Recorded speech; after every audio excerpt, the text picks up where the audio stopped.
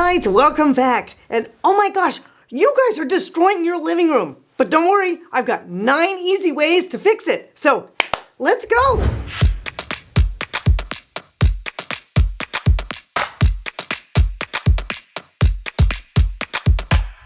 So number 1 is never shove your furniture up against the walls. Now, this is just not a good look. A, and B, if you have on a smaller side space and you begin to put your furniture out intentionally into groupings, it actually makes the space feel larger. So don't be afraid to kind of create seating arrangements and usable configurations with your pieces in the room, because that's what makes the room feel more graceful and more voluminous. Now, appropriate seating arrangements kind of fall around your style statement. So if you're more traditional, you're going to want to have 2 to 3 sort of formal sitting arrangements like you can see here. So it's not necessarily a formal space, but they've done a sofa, 2 small chairs, and another bench. Those are all separated places where people can sit. Now, if you're doing a room that's a little bit more like a great room or maybe even a den area, ooh, the magic of sectionals. Sectionals are great because more people can sit closer together, because usually in dens, they're more familiar with each other. So if you're doing something that has a little bit more of a casual air to it, sectionals are a great solution with a couple of other options. But again, get it away from the wall, get it moving out into the room, easy fix. Number 2, never put your TV above your fireplace. Ooh, guys, this works for no reason whatsoever. It only works because builders put the outlets there. They're not thinking about how you use that in that space. That's absolutely ridiculous. A, it's so high that you are gonna have neck problems if you leave it there. So think about this. There's a lot of good other solutions. You can make it a secondary focal point on a credenza or something lower so that it gets the middle of the screen down so it's eye height when you're sitting. That's what's important. If you're gonna put it up there, you better be standing up all day watching that television. So it makes no sense, and it's super easy to fix. Just find another location on a good wall that you can reorient the television towards that, and make sure you've got a little bit of seating that can face that way as well.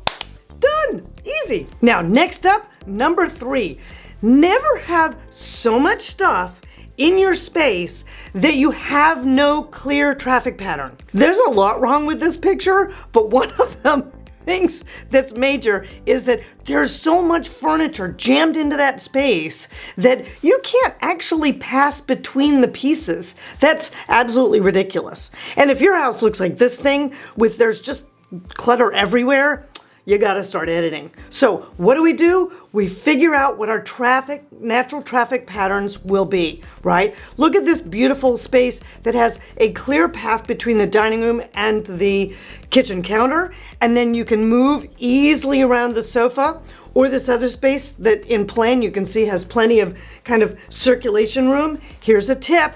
You want to keep 30 to 36 inches of space for your main traffic pattern. And that can be around a large piece like a sofa or between chairs. Easy, easy fix. So just rearrange things until it kind of gives you a better traffic pattern. Done. Number 4 is, never have too small a rug. That's a terrible problem in many ways. So you want to make sure that you get a giant or a big, super big rug. So if you want to know more about how to get a great big rug, check out my video on rugs. So number 5 is never feature personal photos in your public spaces. Now, you may ask me why. Well, let me tell you, because it makes people feel uncomfortable a lot of the times. They don't really want to sit and see 50 pictures of your kid's graduation. When you're in a public space, you want to display art that you love, that aligns with your style statement. and then save all of those wonderful family photos and things like that for your private spaces, like your hallways, your bedrooms, bathrooms, your offices, those kinds of spaces. That's where those belong. Now, number 6 is an easy thing to think about as well. Never forget that height and scale of your furnishings pieces matters. So, for instance, look at this coffee table. It's completely too small for the space, so the scale on that is wrong. Now, what do I mean by heights? I mean that you should have varying heights within the pieces, within the composition. So for instance, if you have a side table next to a chair, that side table should sit below the height of the arm of the chair. If it sits above it, you're reaching up to put your drink down.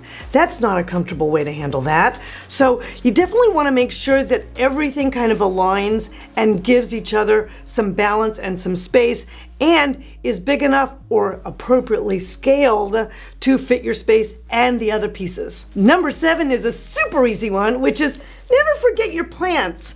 Living rooms are the spot where you can do a major statement with a plant if you want. I love this picture of these 2 beautiful pines of some sort that have been topiaried out. They're amazing. Or how about this fantastic palm frond in the corner of that? That's amazing. Now, you can go for big statement plants like that can end up being focal points, or you can just add a little small something to the side that becomes part of the overall furnishings composition. But you want something green in your space, and, ooh, super important, you don't want to forget good pots and containers, because they're out on display. So you want to make sure that they kind of feel right for your style statement and they have some interest to them as well. So I'm linking down below, I believe this one's from West Elm, but I'm linking a bunch of really fun ones down below. So be sure and check those out. So number 8 is, ooh, it's a super easy one to fix too, is never let your space be underlit. All right, super important. Oh my gosh, look at this room. One thing in the corner, that is not a good way to handle that. Or this other room where all the light is behind all the pieces of furniture. So you don't know what you're getting into. That's not fun.